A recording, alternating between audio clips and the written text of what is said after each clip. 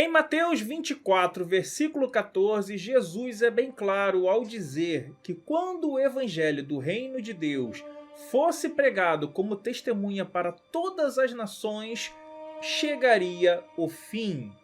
Mas e se eu te dissesse que no próprio Novo Testamento, nas epístolas de Paulo, em mais de uma vez, Paulo declara que o evangelho já foi pregado? Bom, e agora você quer saber? Se o evangelho já foi pregado a todas as criaturas e a todo mundo, por que o fim ainda não veio? Quer entender isso? Então fique comigo até o final.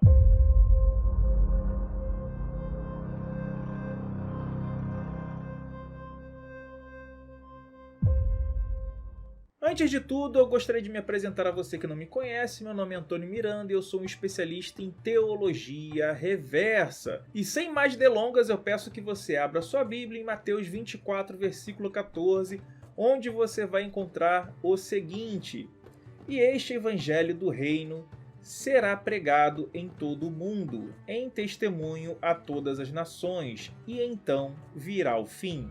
Em outro livro do Novo Testamento, para ser mais específico, no livro de Marcos, capítulo 16, versículo 15, você vai encontrar o seguinte: E disse-lhes: Ide por todo o mundo, pregai o evangelho a toda criatura. Porém, quando você vai para as epístolas paulinas, o que se dá a entender ali é que o evangelho já teria sido pregado para todo mundo.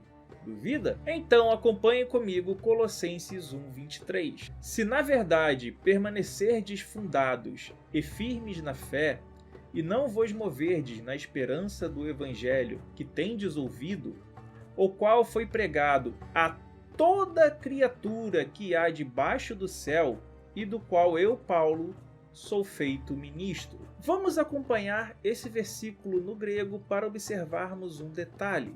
No grego, nós temos a seguinte expressão: Empasse hitsei terripoton uranon. Essa expressão em destaque hitsei significa criaturas e hipoton uranon significa embaixo do céu. Quando temos no grego a expressão passe, pan, significa todo, e hitse significa criatura, ou seja, toda criatura. E hipoton uranon significa embaixo do céu. Então toda criatura embaixo do céu, para Paulo e o que está escrito no grego, já teriam ouvido a palavra de Deus, a palavra de Jesus, a palavra do Evangelho. Quando vamos para Marcos, capítulo 16, versículo 15, o que nós encontramos é justamente a mesma expressão: criaturas. Vá e pregue para o mundo, para todas as criaturas. Percebam que é o mesmo termo no grego,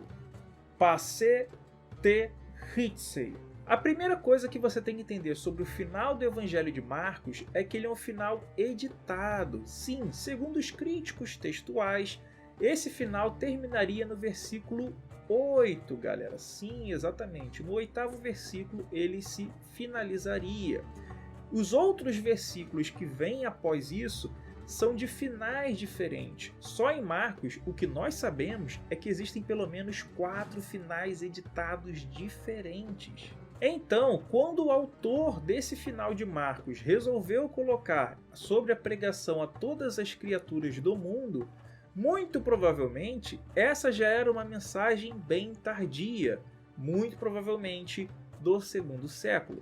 A segunda coisa que você tem que entender é sobre o Evangelho de Mateus.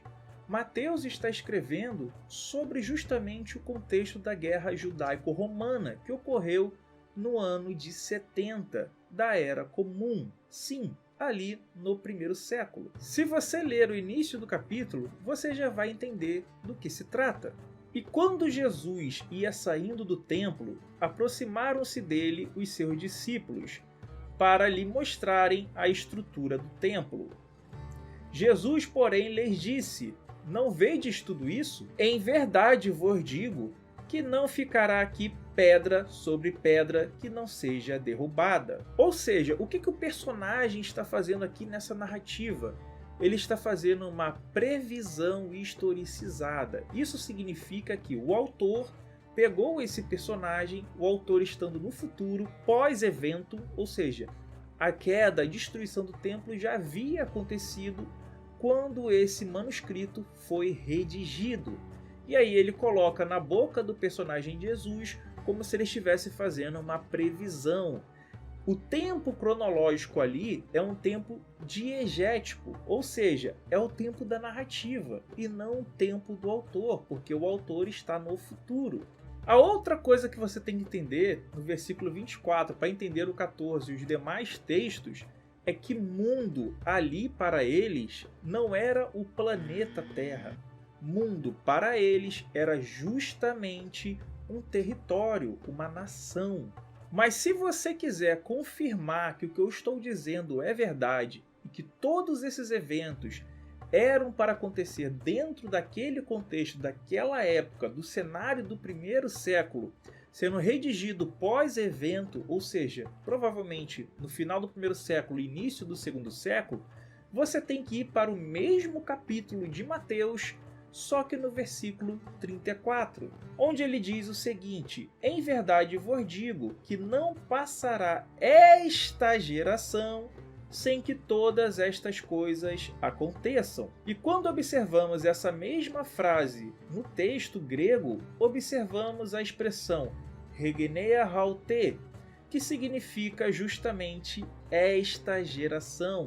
Ou seja, esta geração não é aquela geração. Jesus não está jogando para o futuro, e sim para aquele período. Porque desde o início do capítulo ele está tratando da invasão romana e o juízo de Deus sobre os judeus. Tanto que em Romanos capítulo 10, versículo 17 e 18, Paulo diz o seguinte: de sorte que a fé é pelo ouvir, e o ouvir pela palavra de Deus.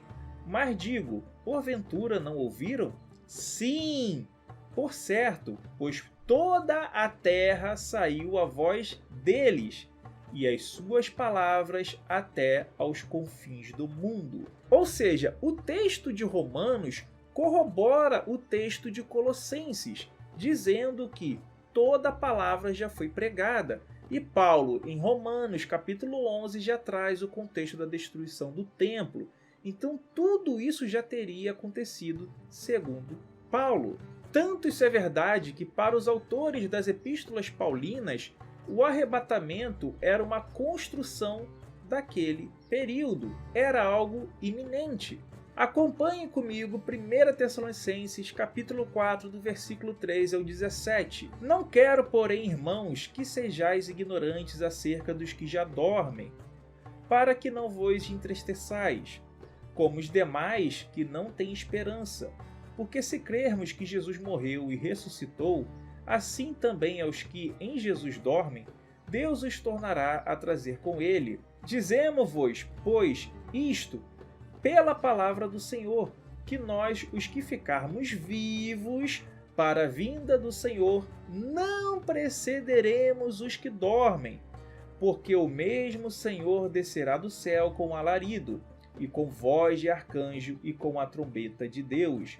E os que morreram em Cristo ressuscitarão primeiro. Depois nós, os que ficarmos vivos, seremos arrebatados juntamente com eles nas nuvens, a encontrar o Senhor nos ares, e assim estaremos sempre com o Senhor. Por fim, isso pode ser comprovado em diversos trechos do Novo Testamento, inclusive no Apocalipse, onde logo em seu início ele diz para as 7 igrejas que hoje já não existem mais, que o fim estava próximo, que o fim era para aqueles dias.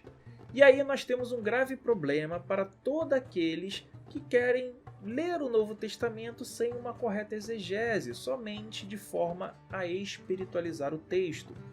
Pois se assim você o pensar, então a implicação disso é que para você Jesus mentiu, pois o fim não veio naquele período. Ele não voltou e nem todas as coisas aconteceram naquela geração. Pois é assim que ele diz no texto grego, que era para aquela geração e não para a nossa geração. E nesse caso, você também diz que Paulo mentiu, pois para Paulo também os eventos já haviam acontecido. para todo mundo o evangelho já tinha sido pregado. E deixe aqui nos comentários se para você Jesus e Paulo mentiram ou de fato podemos alocar todos os eventos para o seu contexto histórico-cultural, tá bom? Então, se você gostou dessa análise exegética, por gentileza, se inscreva no canal, não deixe de acompanhar os vídeos que estão aparecendo como sugestões e também deixe o seu like. Um grande abraço a todos vocês, valeu, falou, fui! Tchau, tchau, tamo junto!